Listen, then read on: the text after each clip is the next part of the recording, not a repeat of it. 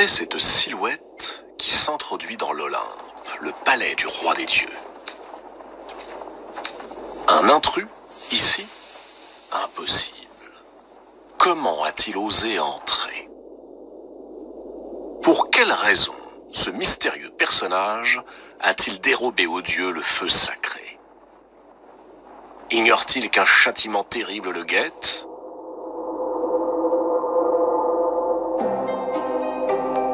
Tout a commencé il y a bien longtemps. Souvenez-vous. Au début des temps était le chaos. Puis vint Gaïa, la terre-mère. Gaïa enfanta Ouranos, le ciel, puis s'unit à lui. Et de leur étreinte naquirent les titans, les cyclopes et les hécatonchires. Parmi les titans se trouve Japet. Japet s'est choisi une épouse, Clymène. Ensemble, ils ont 4 enfants. Atlas, Ménoétios, Épiméthée et celui qui est au cœur de cette histoire, Prométhée. À la différence de son frère Épiméthée, dont le nom signifie celui qui réfléchit après coup, Prométhée est le prévoyant, celui qui pressent les événements avant qu'ils ne surviennent. Cette qualité rare va lui être d'une grande utilité.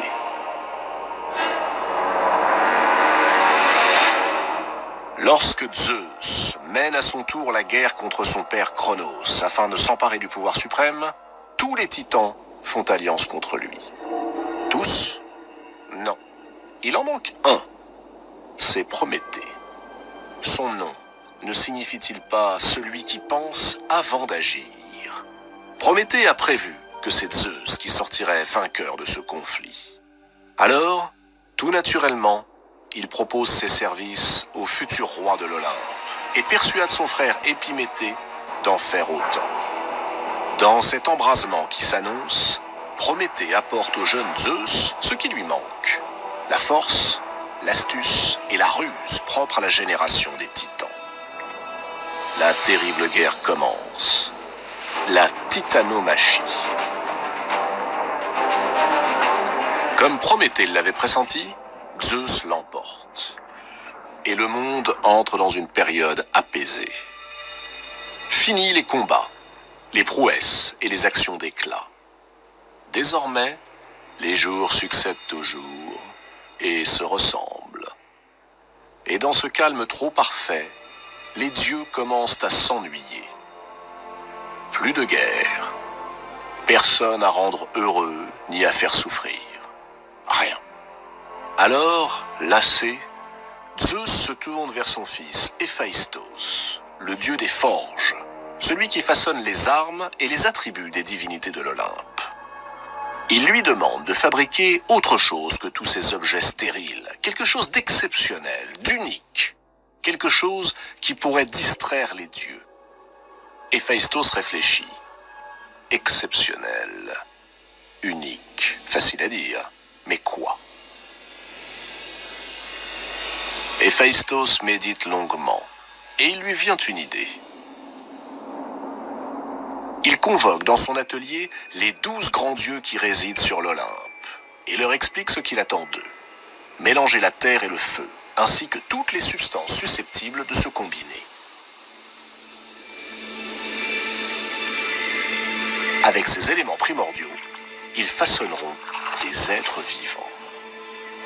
Certains auront des nageoires, des pattes, des carapaces. On les appellera les animaux.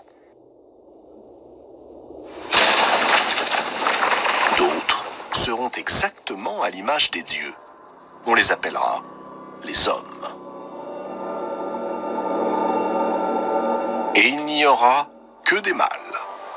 Voilà qui peut rompre l'ennui des dieux.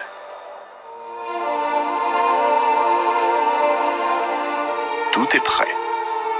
Il ne reste qu'à décider des qualités qui seront attribuées aux uns et aux autres, les animaux et les hommes.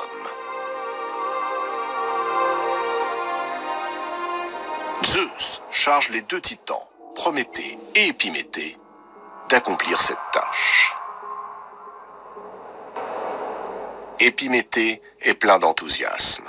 Il supplie son frère de le laisser faire la distribution. Prométhée, pourtant connu pour sa prévoyance, a la faiblesse d'accepter. Épiméthée se met à l'œuvre.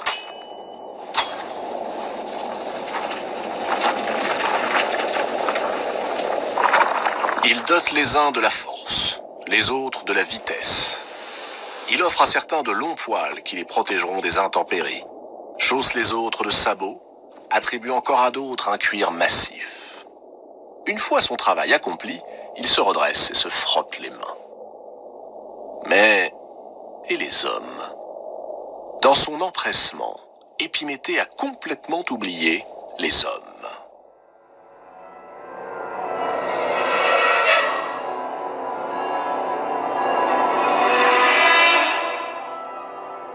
Regardez, les voici devant lui, nus, démunis, vulnérables. Le pire, c'est que, ayant dilapidé toutes les ressources accordées par Zeus, Épiméthée n'a plus aucun moyen de réparer son étourderie. Prométhée décide alors d'aller trouver Zeus.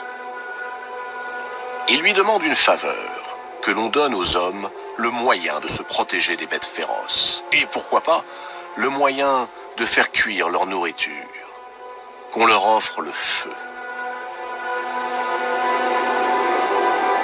Zeus accepte. Il frappe le sol de sa foudre et le feu enflamme la cime des arbres. Les hommes n'auront plus qu'à grimper pour le recueillir.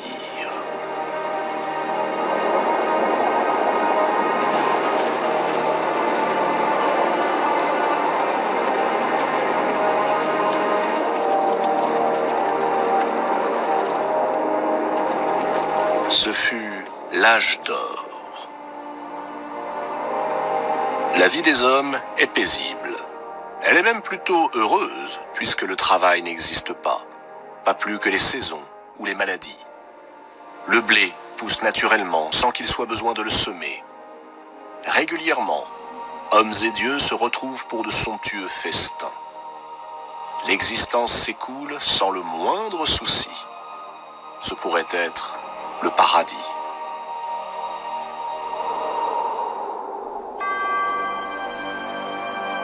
Une seule chose sépare les humains des dieux, l'immortalité. Et encore, à cette époque, les hommes ne meurent pas vraiment. Lorsque le temps est venu, sans fatigue ni souffrance, ils s'endorment, paisiblement. Le dieu du sommeil, Hypnos, les prend avec lui et les emmène dans les vallées verdoyantes du monde souterrain, dans un endroit qu'on appelle les Champs-Élysées.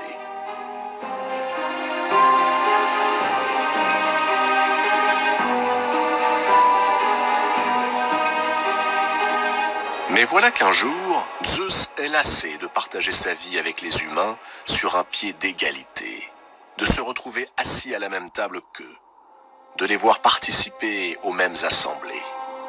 Il est temps, songe-t-il, d'attribuer aux hommes une place précise dans l'univers. Il est temps de mettre un peu d'ordre dans tout ça. Zeus au sommet, les dieux un cran au-dessous, et les hommes tout en bas.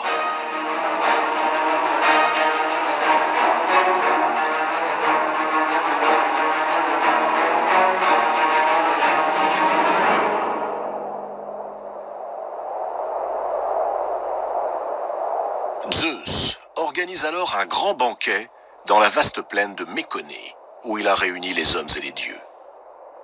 Il ordonne qu'un grand bœuf soit sacrifié, puis débité en 2 parts.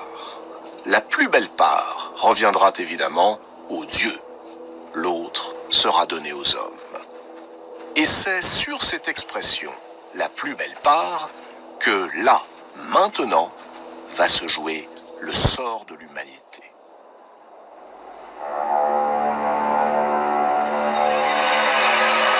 les dieux approuvent la décision de Zeus, sauf Prométhée. Prométhée n'apprécie pas du tout ces nouvelles règles.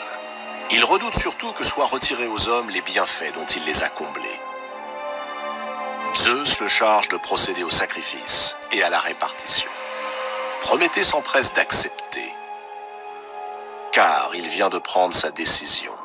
Il va berner Zeus. Prométhée sacrifie l'animal. Il commence par le dénuder entièrement.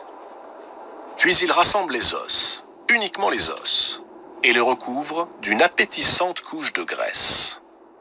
L'ensemble prend alors une apparence particulièrement alléchante. Voilà la première part. Elle est immangeable, mais elle semble être la plus belle. Ensuite, Prométhée récupère les viandes, tout ce qui est bon et comestible, mais il les dissimule sous un amoncellement d'os et de peau visqueuse. Cette seconde part a l'air repoussante. Prométhée présente les deux parts à Zeus. Suivant le choix de ce dernier, se dessinera la frontière entre les hommes et les dieux. Zeus choisit évidemment la part qui lui semble la plus attrayante, celle que Prométhée a recouverte de graisse appétissante. Mais lorsqu'il découvre qu'elle ne contient que des os blancs immangeables, il laisse éclater sa fureur. Puisque c'est ainsi, ce sont les hommes, les protégés de ce roublard de Prométhée, qui vont payer.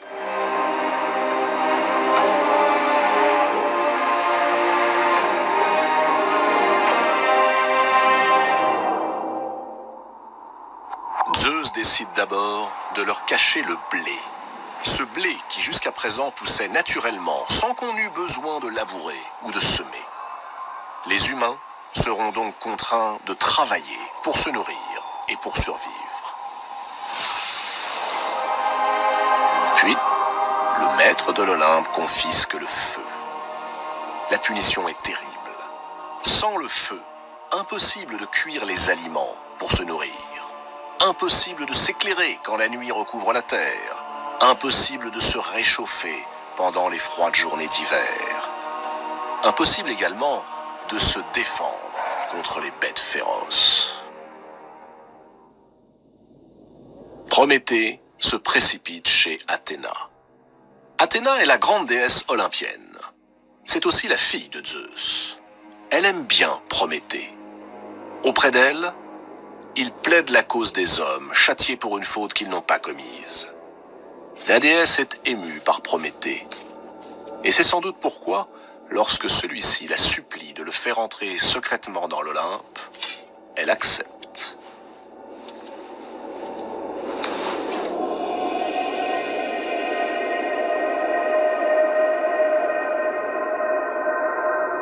C'est donc lui, Prométhée, que nous avons vu s'introduire le plus discrètement possible dans l'enceinte des dieux.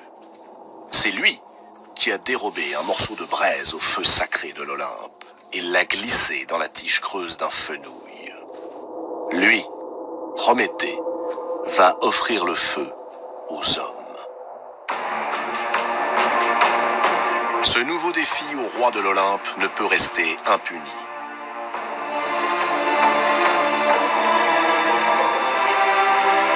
Zeus va châtier Prométhée.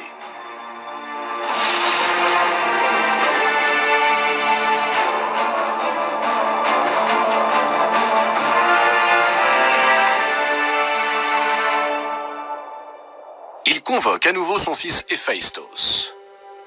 Héphaïstos et les dieux n'avaient créé que des mâles. Zeus lui intime l'ordre de forger une femme. Une femme en argile. Une femme à l'image des déesses. Il faut qu'elle soit non seulement magnifique, époustouflante de beauté, mais dotée de toutes les qualités. Aphrodite lui confère la grâce. Athéna, la part des plus beaux vêtements. Les heures, la couronne de fleurs. Les grâces ornent son cou de collier.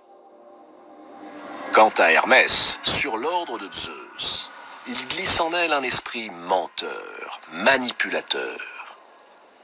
Un appétit pour les choses du sexe jamais rassasié. Et surtout, ceci, la curiosité.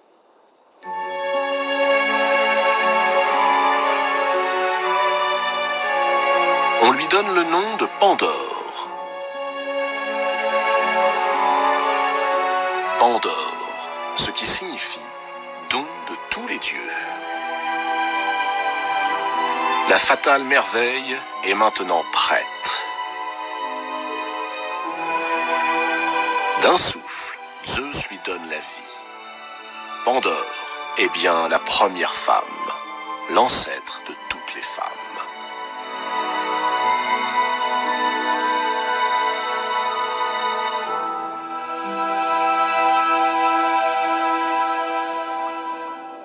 Mais Pandore, c'est surtout le feu que Zeus va introduire auprès des hommes sans qu'il soit besoin d'allumer une flamme.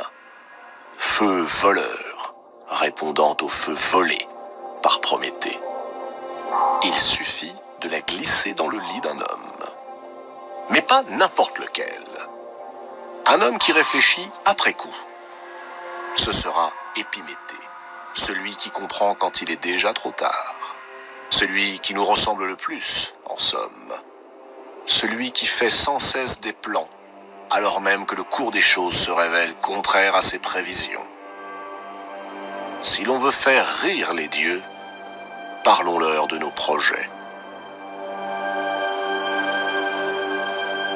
Hermès se rend auprès d'Épiméthée.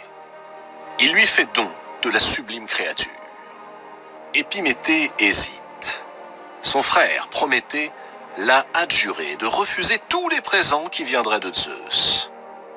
Car Prométhée sait, à la différence de son frère, il pressent, il prévoit. Mais, ébloui par la beauté de Pandore, le malheureux Épiméthée l'accueille à bras ouverts. Détail des plus importants. Avant que Pandore ne se rende sur Terre, Zeus lui a remis une boîte. Une magnifique boîte ornée de parures superbes. Dans cette boîte, chaque dieu a glissé un élément néfaste et pernicieux. Dans cette boîte sont donc concentrés tous les maux de l'univers. La faim, la soif, les maladies, la mort. Zeus a évidemment recommandé à Pandore de n'ouvrir la boîte sous aucun prétexte. C'est exactement ce qu'il faut lui dire pour attiser sa curiosité. Le soir même de ses noces avec Épiméthée, ne pouvant plus résister à la terrible tentation de savoir ce que contient la boîte, Pandore se glisse hors du lit et soulève le couvercle. Aussitôt jaillissent tous les malheurs, toutes les misères du monde, tout ce qui affligera la vie des humains jusqu'à la fin des temps. Et Zeus a rendu ces mots invisibles, silencieux, de sorte qu'ils puissent frapper les hommes à l'improviste et que ces derniers n'aient pas le temps de trouver la parade. Mais plus grave encore, le mal se mêle aux bienfaits dont les dieux avaient jadis comblé les hommes, de sorte qu'on ne peut plus désormais le reconnaître ni l'identifier. Épouvanté, Pandore referme aussitôt le couvercle de la boîte. Mais c'est trop tard. Prométhée avait trompé Zeus en faisant l'apparence des choses contraires à leur intérieur. Les os blancs masqués par la graisse, le vol du feu caché dans la tige d'un fenouil. Eh bien Pandore est la réponse du roi des dieux à cette inversion des choses. Il a caché, sous l'allure magnifique de Pandore, les pires fléaux.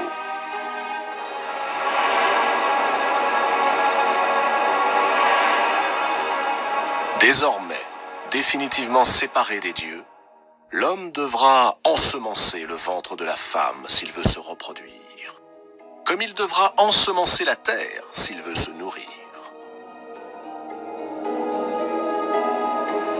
Le bien et le mal sont mêlés à jamais. Mais tout n'est pas perdu, car au fond de la boîte de Pandore, quelque chose est resté enfermé. Un souffle qui n'a pas eu le temps de s'enfuir avant que Pandore ne referme le couvercle. Ce souffle, Hermès l'avait glissé en catimini, à l'insu de Zeus, et il l'avait baptisé Elpis, ce qui veut dire l'espoir.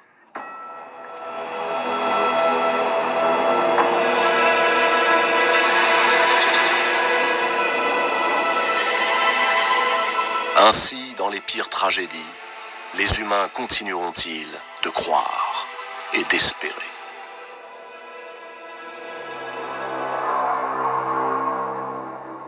Zeus a puni les mortels, il reste à punir leurs bienfaiteurs. Ce sera de la plus cruelle des manières.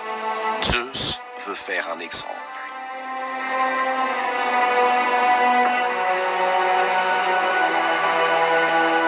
Il fait enchaîner Prométhée à un rocher, quelque part sur un sommet du Caucase, entre la mer Noire et la mer Caspienne.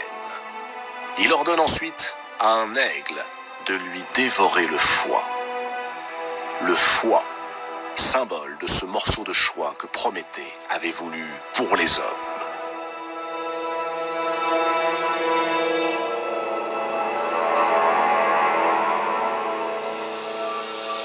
Chaque jour, l'aigle dévore le foie de Prométhée. Et pour que le supplice soit encore plus terrible, chaque nuit, alors que Prométhée agonise, son foie se régénère. Ainsi le supplice peut-il durer à l'infini.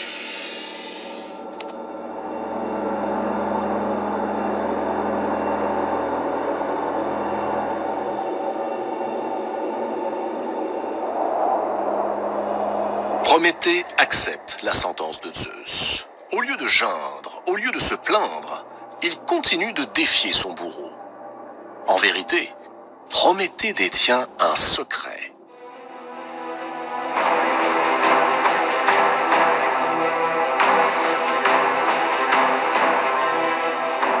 Un secret redoutable et qui concerne l'avenir même de Zeus.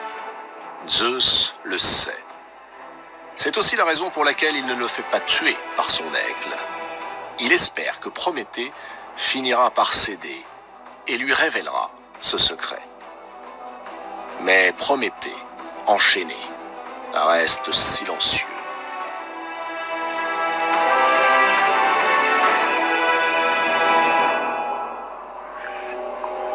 Si Zeus veut savoir, il devra d'abord le libérer.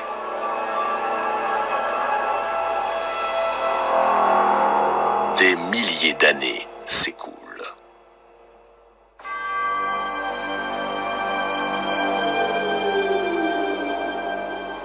Sur Terre, Dieu, demi-dieu et même simples mortels ont accompli de grands exploits. Et chaque fois, Zeus a pu sauver son trône quand il était menacé. Mais il lui faut savoir quel secret le concernant Prométhée refuse de lui livrer. Alors, le maître de l'Olympe finit par plier. Il envoie le plus puissant de tous ses fils mortels libérer Prométhée. Héraclès tue l'aigle d'une flèche en plein cœur et il rompt les chaînes de Prométhée. Le Titan honore sa promesse et révèle à Zeus le secret dont il est détenteur. Si Zeus vient à épouser Thétis, cette nymphe des mers dont il est tombé si passionnément amoureux, alors elle mettra au monde un fils plus puissant que son père, et qui le détrônera. Zeus, aussitôt, met fin à son entreprise amoureuse et impose à Thétis de s'unir avec un mortel. Prométhée est donc le dieu qui protégea les hommes. Il est aussi la figure du rebelle, du révolté. Celui qui nous dit que la contestation du pouvoir est honorable, parfois même nécessaire. Mais il est aussi celui qui nous dit que décider de l'ordre en lui-même est une erreur. Dans sa grande prévoyance, Cette pensée avait échappé à Prométhée.